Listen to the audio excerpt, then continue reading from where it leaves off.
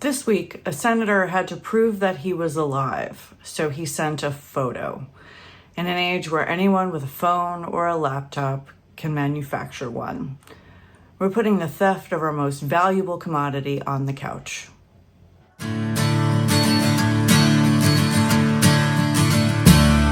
Three old men. One died suddenly at the age of 71, still asking for 6 more years. One has been in a hospital bed since June 14th, and the only proof of life or proof of competence we've received has been a photograph and a piece of paper. And the third, the most powerful of them all, spent the week trying to turn back the clock, although he's been trying to do that for quite some time. Now look, money can be made again once lost.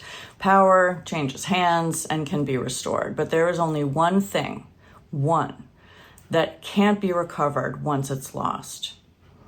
By the end, I'll show you the card that's been hanging over all of this from the beginning, and I'll answer what these men are actually holding on to and who they're stealing it from. Welcome to the World on the Couch, where we put the news cycle through a psychological lens. This is analysis and commentary, not diagnosis. And I'm Dr. Marlene Ryle. I'm a psychiatric nurse practitioner and psychologist with 30 years experience in the field. 84-year-old Senator Mitch McConnell has been in the hospital since June 12th. For almost a month, pleas for information, for his health status, for whether he's competent to serve went unanswered until July 12th. On that day, we got a plethora of information. We got a photo of Mitch in a button-down shirt and jeans sitting in a hospital bed next to his wife. We got a statement supposedly from that senator. We got some discussions about 20-minute phone calls from everyone from Scott Jennings to John Thune. And then we got the doctor's statement that said he broke no bones in his fall, did not have a stroke, did not have a heart attack, and had no brain hemorrhages. All he had was a mild case of pneumonia. A 5-week hospitalization for a mild case of pneumonia doesn't really add up. But this was everything his office could send out except the man himself. The releases are all made of things that his office could just manufacture and release. Even the physician's statement, not signed by a physician, but released by his office. Now we know that a still image can prove that a body might still be there, but the provenance in 2026, a photo is not hard to fake. A video, on the other hand, also fakeable, but it does prove that someone can think, can speak, can answer questions they might not have known coming. Now, his office had decisions to make over what they could put out, and the choice that they made was to send out the things that are most questionable. In his statement, McConnell said that he intends to finish the job. But in that same statement, he said that he was still hospitalized and couldn't come back to vote this week. And unfortunately, he's not the outlier. The oldest man in the Senate has been there since 1980, Chuck Grassley. He was elected before most of the people in my generation could even vote. And the grip is not just about one man. It's the entire structure of the place.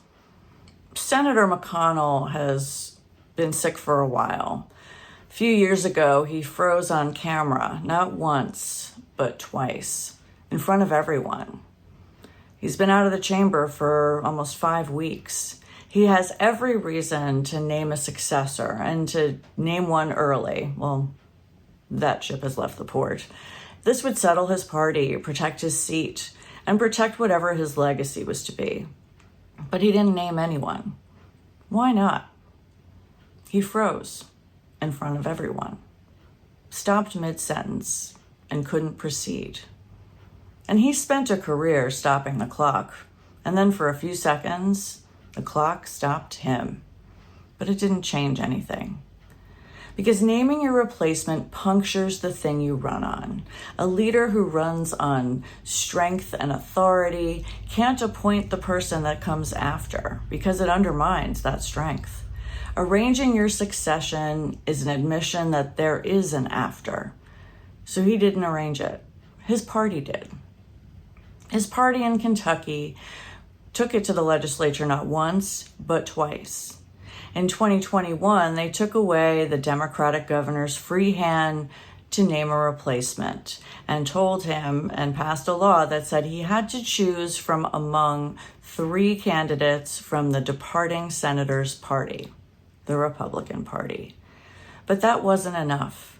In 2024, they got rid of that entirely and decided that there should be a special election and took it all out of the governor's hands because he was a Democrat. We were supposed to be in these rooms, my generation, in our 40s. That's when the generation before us arrived. Instead, we're getting there now, in our late 50s, into seats held shut a decade too long.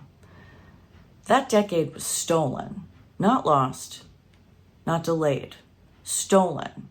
And there is no getting that time back. And it wasn't only taken from us.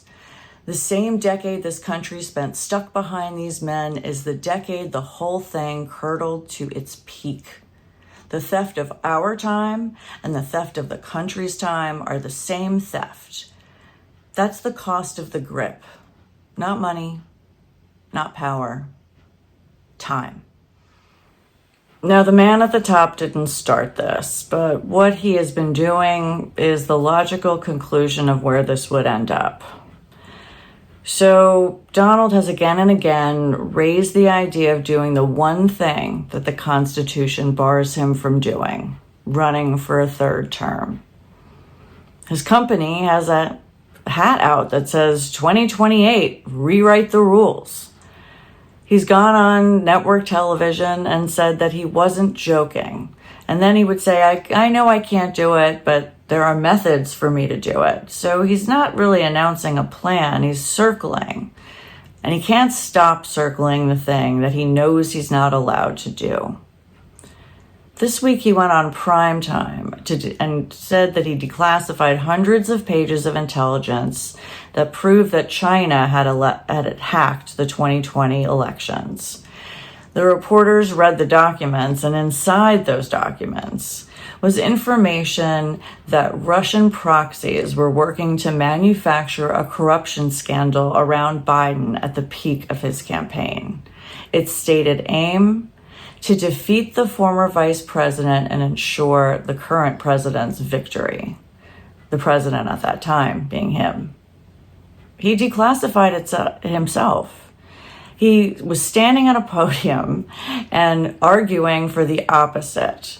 And this was the same document that said China wanted him to lose. Now he is having a state dinner for the accused, and he hasn't canceled it yet. Nothing was postponed. No ambassador was recalled. You don't really accuse a foreign power of the largest election attack in history and then set the table for him 2 months later, unless you never believed it at all. And then look at what he's doing with the machinery that he actually thinks he controls. Let's look at the bipartisan housing bill that was passed by both houses of Congress and was ready to sign into a law at a signing ceremony that Trump canceled an hour before, stating that he wasn't going to sign anything until the SAVE Act was passed. And when the Senate and the Congress still wouldn't do that, Homeland Security went around them and said that states who want their grant money have to run every name in their voter database through a federal system in 120 days. The rest of them are trying to stop a clock that's already running. This one is trying to stop a clock from starting. Which brings us back to the one clock the founders bolted down. Every grip so far has worked on a norm or a custom or a courtesy or a settlement that can be relitigated, but the 2-term limit is not a norm. It is the single place in the Constitution where the document says an ending must happen, where the design forces the letting go, because the founders understood that the one thing power cannot be trusted to do is stop. So we have a man who couldn't yield a seat, another man who's been there for 46 years, a man who couldn't concede an election, and a man who cannot let his own term reach its end. To let go of the seat, to concede the loss, to accept the limit, every one of these is the same act.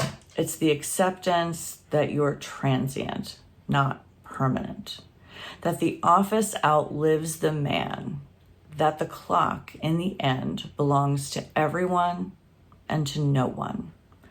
These are men who cannot make that concession, and so they stop the clock, harvest the years from the people behind them, and call the stopping of victory. What they are refusing is not defeat. It's the ending itself. Now for the tarot card. And yes, my hair is down and I look a little different because I had to reshoot this because I was holding the card upside down the whole time. So this is the Hanging Man from Ciro Marchetti's The Tarot of Dreams. And as you notice, unlike some of the other versions of the Hanged Man or the Hanging Man, he's not hanging from a tree. He's hanging from machinery, from cogs and gears. The cogs and the gears that are frozen and suspended, just like this man is, who is hesitating to drop into the water below so that they can let go and evolve. And unfortunately, the men who are freezing time, who are frozen themselves, are keeping us frozen with them. The institutions can't move. That means we, the people, can't move. So we are all stuck in this suspended animation until these men who want to stop time let go and let us move on. Thank you for watching The World on the Couch. I'm Dr. Marlene Ryle. The couch is always open.